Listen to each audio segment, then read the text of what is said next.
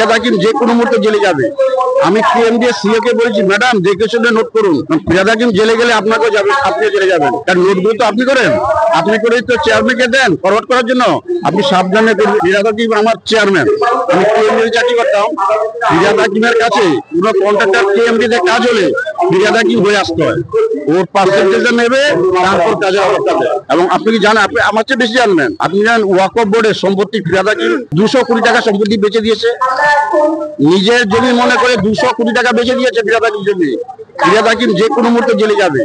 আমি KMDA CO কে বলেছি, madam দেখে শুনে নোট করুন, ফিরিয়াদ হাকিম জেলে গেলে আপনাকেও যাবে, আপনিও জেলে যাবেন। কারণ নোটগুলো তো আপনি করেন, আপনি করেই তো চেয়ারম্যানকে দেন ফরওয়ার্ড করার জন্য। আপনি সাবধানে করবেন। এবার যেমন পার্থ চ্যাটার্জির সঙ্গে কিন্তু পিএরও জেলে জানেন, যে বিসিএস পিএ ছিল সেও জেলে গেছে। একবার পার্থ চ্যাটার্জির কাছে আমরা গেছি 18 সাল, আমি 20 সালের ফেব্রুয়ারিতে রিটায়ার করেছি। 18 সালে আমরা গেছি পার্থ চ্যাটার্জির কাছে। পার্থ চ্যাটার্জির পিএফ এসে বলছে উনি খুব কাজে ব্যস্ত, দেখা করতে পারবে।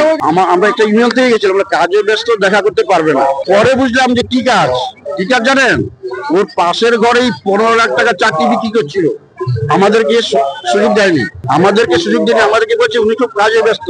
1 মাস পর আমাদের ইউনিয়নের চিঠি এসছে, আপনারা এসেছিলেন, আমরা তখন সময় দিতে পারিনি, পরে যখন সময় ফাঁকা থাকবে আপনাদের চিঠি দিয়ে জানাবো। আর জানায়নি। আর তারপরে ছবিটা কি, অ্যারেস্ট হলো, জেল কাটছে, জীবনে ছাড়া পাবে না। 50 কোটি টাকা ওর মেয়ের বয়সী গার্লফ্রেন্ড, খাটের তলায় 50 কোটি টাকা, 11 ভরি 11 কেজি সোনা কোথেকে শিখলো। পার্থ চ্যাটার্জির 12টা কুকুর আছে জানেন তো, ছিল। তার জন্য এসি ঘর ছিল, এসি ফ্ল্যাটে রাখতো। 8,000 টাকা করে ফ্রুট আসতো বাড়িতে।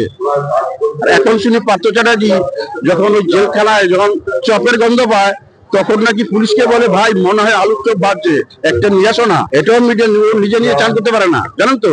পার্থ চ্যাটার্জি নিজে চান করতে পারে না, তার জন্য 2টো হেল্পার লাগে। এই মতো আমি দেখেছি। এই পার্থ চ্যাটার্জি বড় বড় কথা বলতে হবে না, 50 কোটি টাকা তো এমনি আসে না। 15 লাখ 20 লাখ টাকা বিক্রি করেছে, চাকরিগুলো বিক্রি করেছে। আর তার রেজাল্ট কি হলো, ভালো ভালো মেয়েগুলো বা ছেলেগুলো আজকে রাস্তায় পড়ে আছে। আমি কালকেও গেছিলাম সল্লেগে বিধাননগরে।